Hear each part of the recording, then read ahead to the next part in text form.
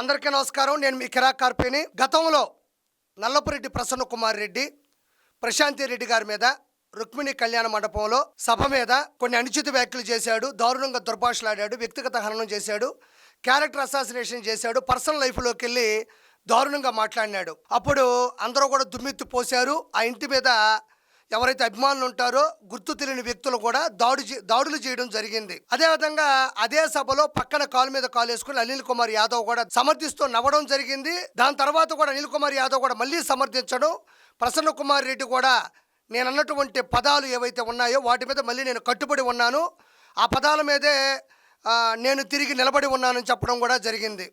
అప్పట్లో ప్రశాంతి రెడ్డి గారు వెళ్ళి కేసు పెట్టడం జరిగింది. కేసు ఫైల్ అయింది.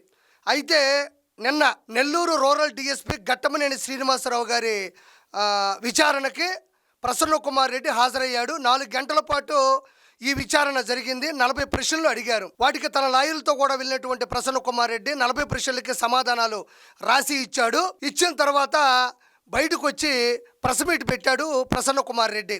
అసలు ఏం మాట్లాడాడు అనేది ఒకసారి చూద్దాం. వీటి మీద కేసులు పెట్టుకుంటూ పోతే కోర్టు హాలులు పట్టవు, జైళ్లు పట్టవు. గుట్టుగా కాపురాలు చేసే వాళ్ళ ఆడవాళ్ళ యొక్క జీవితాల గురించి మాట్లాడితే, వాళ్ళ కుటుంబాన్ని నీచంగా దిగజార్చాలని నువ్వు ట్రై చేస్తే వీటి మీద కేసులు పెట్టక నీ ముందు కేసు బీర్లు పెడతారా? తాగి ఉద్ధరిద్దు అనే కేసులు పెట్టక ఏం పెడతారు? పోలీస్ స్టేషన్లు పట్టవు, కోర్టు హాళ్ళు పట్టవు అన్నంత మాత్రాన ఇవి పట్టించుకోకుండా ఉంటారా? నీ కుటుంబంలో ఆడవాళ్ళ గురించి మాట్లాడితే నువ్వు డీజే సాంగులు పెట్టుకొని డ్యాన్స్ చేస్తావా? నువ్వు బాధపడవా? కాబట్టి మాట్లాడేటప్పుడు కొంచెం జ్ఞానం పెంచుకో. విమర్శలు ప్రతి విమర్శలు అనేది సహజం, అది రొటీన్ గా జరుగుతూ ఉంటుంది. విమర్శలు ప్రతి విమర్శలు సహజం అంటున్నావు. విమర్శ అంటే ఏంది? రాజకీయానికి సంబంధించినటువంటి విమర్శ. దాని ప్రతి విమర్శ ఏంటి? రాజకీయానికి సంబంధించిందే ఉండాలి. ప్రశాంతి రెడ్డి గారు అక్రమంలో, అవినీతుల్లో, అన్యాయాల్లో వీటన్నిటిలో నువ్వు పీజీ చేసావనింది. నువ్వేం చేయాలి? ఈవిడ రాజకీయంగా మాట్లాడింది కాబట్టి ప్రశాంతి రెడ్డి గారు నువ్వు కూడా రాజకీయ భాష జోడించి, నేను ఎలాంటి తప్పులు చేయలేదు, నేను అవినీతి చేయలేదు, అన్యాయాలు చేయలేదు, అక్రమాలు చేయలేదు, కావాలంటే మీరు నిరూపించండి, నేను దేనికైనా సిద్ధం, ప్రజాస్వామ్యంలో మీరు అబద్ధాలు చెప్పొద్దు అనాలి. లేదంటే నువ్వు తప్పు చేస్తుంటే కవర్ చేసుకోవడానికి ఏదన్నా చేసుకోవాలి తప్ప అంటే ఆ విధంగా జుగుప్సాకరమైన ఎబ్బెట్టు మాటలు మాట్లాడకూడదు కదా. ఆవిడ రాజకీయ భాష మాట్లాడింది, రాజకీయంలో నేను విమర్శించింది. నువ్వు కుటుంబాల జోలికి వెళ్ళి ఎందుకు ప్రతి విమర్శ చేయాలి? దీని విమర్శకి ప్రతి విమర్శ అంటారా? జనాలందరూ చూస్తూ ఉన్నారు కదా. అందుకనే కదా గతంలో ఎన్నికలకు ముందు కూడా నువ్వు ఇలాంటి దారుణమైన భాష మాట్లాడే కదా నువ్వు చిత్తుగా ఓడిపోయినావు. మళ్ళీ బయటకు వచ్చి మళ్ళీ ప్రెస్ మీట్లో విమర్శకి ప్రతి విమర్శ చేశానంటున్నావే, నీకు బుద్ధి జ్ఞానం కొంచెమైనా ఉందా? నేదురుమల్లి జనార్దన్ రెడ్డి గారు మా నాన్నగారు మంచి రాజకీయాలు చేశారు అంటున్నావు. వాళ్ళు నిజంగా మంచి రాజకీయాలు చేసి ఉండొచ్చు, కానీ నువ్వు పండిత పుత్ర పరమసుంట, నువ్వెలాంటి రాజకీయాలు చేస్తున్నావు?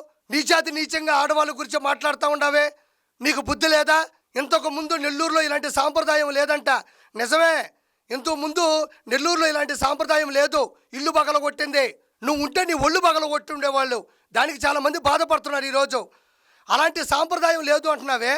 మరి సభ్య సమాజంలో ఒక సభా వేదిక మీదగా నువ్వు మాట్లాడిన మాటలు కూడా నెల్లూరు జిల్లాలో ఇంతకుముందు అలాంటి సాంప్రదాయం ఉందా? రోషం వస్తుంది అంటున్నావు. ఎవరికి రారు? కడుపుకు కూడుతున్నోడు ఎవడైనా ఇలాంటి మాటలు మాట్లాడతాడా? కడుపుకు కూడుతున్నోళ్ళు ఎవరైనా ఆ మాటలు విని నిన్ను నీ ఇల్లు పగలు కొట్టకుండా ఉంటారా? వాళ్ళు అభిమానంతోనో ప్రేమతోనో ఇల్లు ఇంత పగలు కొడితే నువ్వు మొత్తం పగలు కొట్టుకొని మీడియా ముందుకు వస్తావా? ఈ మధ్యన జరిగిన సంఘటన అంతా కూడా మీకు తెలుసు. మేము రుక్మిణి కళ్యాణ మండపంలో సమావేశం ఏర్పాటు చేసుకోవడం, అక్కడ కొన్ని మాట్లాడడం జరిగిన విషయం మీ అందరికీ తెలుసు. అవి వాళ్ళు వ్యక్తిగతంగా అన్నట్లు, వాళ్ళ మీద ఏదో మనం వ్యక్తిగతంగా ఆరోపణలు చేసినట్లుగా కేసు ఇవ్వడం జరిగింది. ఇది కోర్టులో ఉంది. ఇంతకన్నా నేను ఎక్కువ మాట్లాడకూడదు. కేసు కోర్టులో ఉంది కాబట్టి.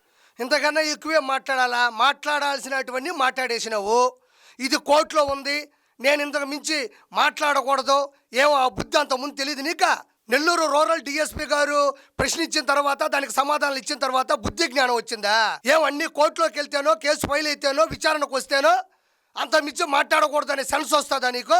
అంత ముందు మాట్లాడకూడదనే సెన్స్ లేదా నీకు? జగన్మోహన్ రెడ్డి నేర్పించాడా? సొంత చెల్లిని కన్న తల్లిని బయట పంపించినటువంటి వ్యక్తి నీకు చెప్పాడా ఆడవాళ్ళని దుర్భాషలాడు, అలా మాట్లాడితేనే మళ్ళీ నీకు ఎమ్మెల్యేగా బీఫామ్ ఇస్తాను, గెలిచిన తర్వాత మినిస్టర్ ఇస్తాను చెప్పాడా? ఇది ఒకసారి వినండి. వాళ్ళు అడిగిన 40 ప్రశ్నలకి సమాధానాలు ఇచ్చాను రిటర్న్ గా. ఇక్కడ మీరు జాగ్రత్తగా వింటే ప్రసన్న కుమార్ రెడ్డి లోపలికి వెళ్ళి బయటకు వచ్చిన తర్వాత 40 ప్రశ్నలకి నేను సమాధానం రాసిచ్చి వచ్చాను నా లాయర్లతో సహా అన్నాడు. అయితే ఇక్కడ బయటకు వచ్చే ప్రెస్ మీట్లో వాడు అడిగిన 40 ప్రశ్నలకి అంటున్నాడు. అంటే ఎవరైతే రక్షక భటులు ఉంటారో, ఎవరైతే విచారణ అధికారులు ఉంటారో, ఎవరైతే రూరల్ డిఎస్పీ గారు ఉన్నారో వారిని పట్టుకొని వాడు అంటున్నాడు. గారు అనాలి, అండి అనాలి, సార్ అనాలి, లేకపోతే మీరు అనాలి. ఇక్కడ గమనించారో లేదో మీరు, ఇంకోసారి వినిపిస్తా చూడండి. వాళ్ళు అడిగిన 40 ప్రశ్నలకి సమాధానాలు ఇచ్చాను. చూడండి, వాడు అడిగినా అన్నాడు. ఇలాంటి తప్పుడు మాటలు మాట్లాడిన వల్లే కదా ఇప్పుడు విచారణ ఎదుర్కొన్నావు. అలాంటి అనుచిత వ్యాఖ్యలు చేయడం వల్లే కదా, గౌరవం లేకుండా మాట్లాడడం వల్లే కదా ఇప్పుడు నువ్వు లోపలికి వెళ్ళి బయటకు వచ్చావు. లోపలికి వెళ్ళింది దానివల్లే, మళ్ళీ బయటకు వచ్చి కూడా ఇక్కడ వస్తే వాడు అని మాట్లాడుతున్నాడు. ఇతను ఎప్పటికీ మారడు. దీన్ని గమనించవలసిందిగా మనస్ఫూర్తిగా ప్రజలు కోరుకుంటున్నాను. డిఎస్పీ గారి విచారణలోనే కాదు, నువ్వు సభ్య సమాజంలో కూడా సమాధానం ఇచ్చి తీరాలి. నువ్వు మాట్లాడేమన్నా సభ్య సమాజం గౌరవిస్తుందా? ఈ రోజు కాదు, రేపు కాదు, ఎల్లుండైనా 2029లో నువ్వు బీఫామ్ తెచ్చుకొని మళ్ళీ నిలబడ్డప్పుడు కూడా వీటన్నిటికీ నువ్వు సమాధానం చెప్పాలి, మళ్ళీ క్షమాపణ చెప్పాలి. ఎందుకు నీ మీద దుమ్మెత్తి పోస్తున్నారు జనాలు? ఎందుకు నువ్వు జనాలకి నచ్చట్లేదు అంటే, నువ్వు మాట్లాడిన బూతులతో పాటు నువ్వు ఎవరిని మాట్లాడావు అనేది కూడా పరిగణలోకి తీసుకుంటున్నారు. వాళ్ళు నెల్లూరు జిల్లాలో దాదాపు 500 కోట్ల రూపాయలని సొంత డబ్బులతో ప్రజలకు వినియోగించారు. ప్రజల సమస్యల మీద ఆ పరిష్కారం కోసం ఉపయోగించారు. వాళ్ళు ఉచితంగా కార్పొరేట్ స్థాయి విద్యను అందిస్తున్నారు, కార్పొరేట్ స్థాయి వైద్యాన్ని అందిస్తున్నారు. నెల్లూరు జిల్లాలో 10 కాన్స్టిట్యున్సీలో 170 వాటర్ ప్లాంట్లు ఉచితంగా అందించి వాళ్ళకి మంచి తాగునీరుని అందిస్తున్నారు. 1000కి పైగా దివ్యాంగులకి ట్రయల్ సైకిల్స్ అందించారు. ఇవి కాకుండా వాళ్ళ గడప దాటి ఇంటికి వచ్చిన ప్రతి ఒక్క సమస్యను పరిష్కరిస్తున్నారు. ఈరోజు నెల్లూరు జిల్లాలో ఏ దైవ కార్యం జరగాలన్నా వాళ్ళ సాయం తప్పనిసరి. వాళ్ళు సాయాన్ని అందించి వాళ్ళే వచ్చి ప్రజల యొక్క ఆశీస్సులు కోరుకుంటున్నారు. ఆ దేవుడి నుంచి ఆశీస్సులు వాళ్ళకి రావాలని కోరుకుంటున్నారు. నెల్లూరు జిల్లాలో వాళ్ళకుండే ఫ్యాన్ ఫాలోయింగ్ నీకు తెలుసు. నెల్లూరు జిల్లాలో వాళ్ళు ఎలాంటి సౌకర్యాలు అందిస్తున్నారో కూడా నీకు తెలుసు. ఇవన్నీ తెలుసు కూడా ఆ కుటుంబం మీద అక్కసు పెంచుకొని గడిచిన 2024 ఎలక్షన్స్లో కూడా 10కి 10 వచ్చాయి. అది విపిఆర్ గారి యొక్క ప్రముఖ పాత్ర అని తెలిసి ఎలాగోలా వాళ్ళని ఇబ్బంది పెట్టాలి. కోవూరు నియోజకవర్గంలో ప్రశాంత్ రెడ్డి గారు అహర్నిశలో కష్టపడుతున్నారు, భవిష్యత్తులో మనం గెలిచే అవకాశమే లేదు అని ఎలాంటి మాటలు మాట్లాడావో భవిష్యత్తులో దీనికి నువ్వు సమాధానం చెప్పి తీరుతావు ప్రసన్న కుమార్ రెడ్డి. మీరు చేసినటువంటి విమర్శ అనేది రాజకీయ విమర్శ కాదు, వ్యక్తిగత విమర్శ. అదేవిధంగా మహిళల మనోభావాలు దెబ్బతీసే విధంగా ఉన్నాయని చెప్పి ఇటు అదే వాళ్ళు ద్వంద్వ అర్థాలు తీసుకున్నారు, అపార్థం చేసుకున్నారు. మేమైతే ఆమె గురించి నేను మాట్లాడలేదు. మొట్టమొదటిగా బుచ్చిరెడ్డిపాళెంలో ప్రశాంత్ రెడ్డి గారే పీజీలో నేను ఏదేదో చేశానని మాట్లాడారు. దానికి సంబంధించి నేను కూడా ఆమె ఏమైతే మాట్లాడిందో పిహెచ్డీలో మీరు పలాంది చేశారని చెప్పానే తప్ప వ్యక్తిగతంగా ఎందుకు ఇప్పుడు భయపడుతున్నావు నాకు అర్థం కాలేదు ప్రసన్న కుమార్ రెడ్డి. గతంలో నువ్వు మాట్లాడిన మాటలు ఏదైతే విమర్శకు ప్రతి విమర్శ అని చెప్పుకుంటున్నావో ఆ మాటల్లో ద్వంద్వార్థాలు ఎత్తుకుంటున్నారా? బోరుబావి రకరకాల ఏరియాల్లో పిహెచ్డీ చేసింది, తన భర్తని బ్లాక్ మెయిల్ చేసి పెళ్లి చేసుకుంది, వేమిరెడ్డి ప్రభాకర్ రెడ్డి గారిని నిద్రలో గాని బయటికి వెళ్ళినప్పుడు కానీ చంపేస్తుంది అని డైరెక్ట్ గా అన్న పదాల్ని ద్వంద్వ అర్థాలుగా తీసుకున్నారని సిగ్గు సెరవ లేకుండా మాట్లాడుతూ ఉండవు. ఇది చూసిన జనాలు నిన్ను ఏమనుకోవాలి? నువ్వు రాక్షసుడి అంశలా లేవు నువ్వు.